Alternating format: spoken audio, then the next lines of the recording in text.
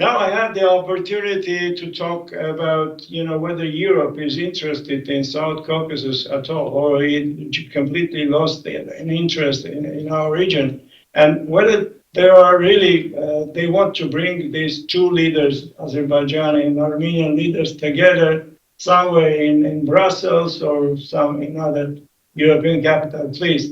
Now joining me now, RFERL expert, Rikard Jozwiak. Thank you very much for Thank you for having me, Harry. Yes, helping us to help us to figure out this issue.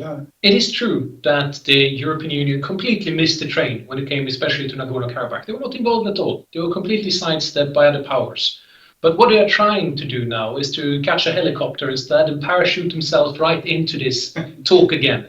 Basically, what they're thinking is that they want to bring Pashinian and Aliyev together in Brussels on the 15th of December at the Eastern Partnership Summit. Yeah. In a bilateral talk. And the idea behind this, how they want to sell it is that, listen, this is a neutral platform for you guys. There's no Iran here, there's no Russia here, there's no Turkey here. Okay, there's France here, but there's also member states who are maybe a bit more pro-Azerbaijani. So here it's a completely neutral platform. Now it's time for you guys to sit and talk, and we will support you in any way possible. And what I hear is that there's positive thinking, or positive views coming from this, even from Yerevan and Baku. Both Aliyev and Pashinian could consider this, and especially interesting with Baku, because Aliyev had before not even bothered to show up to this meeting. So it shows that the EU might be able to do something. Yeah. And do you think Russia will sort of try to block this, attempt to bring them together in Brussels? I don't think they will block the attempt, but Russia has many other ways of making the EU think about other things. I mean, we just look right now at the news about spiking gas prices. So Russia has many different ways of making its presence felt in Europe, and you will feel it this winter. So it won't happen without Russia being on board. Is that what you're trying to say? No. Like, at least through the policy Minsk Group co-chairs. It will still happen. In One the of them end, is- let's be honest about this. The EU has very little room for maneuver. They're not really much of a player. They're trying to be a player now. They're trying to look at something, but in the end, what they try to do is these confidence-building measures. That's what they're good at. They're good peacemakers.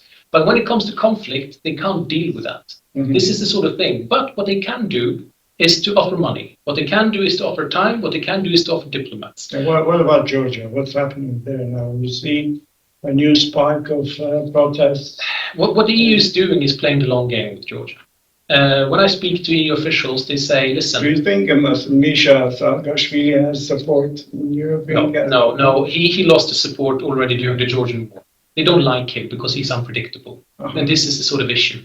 But when it comes to Georgia... So you cannot speculate that this all move, he's coming to Georgia, and these demos has nothing to do with EU support. I don't think so. I think the EU really just wants the opposition and the government to start talking to each other and fulfill the deal that they struck in April. So actually what we see now, Europe is doing baby steps, or maybe not doing anything. They completely lost, in my opinion, too many.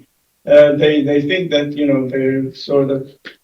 they're on a backseat. They don't want to be involved directly. This is the sort of thing. You're talking about baby step, and it reminds me a little bit about a baby who sits in the back seat and sometimes throw a little toy. This is sort of like what you want to say. They get the attention sometimes like that, but there are others driving the car. Okay, thank you very much, Rikard. You're welcome.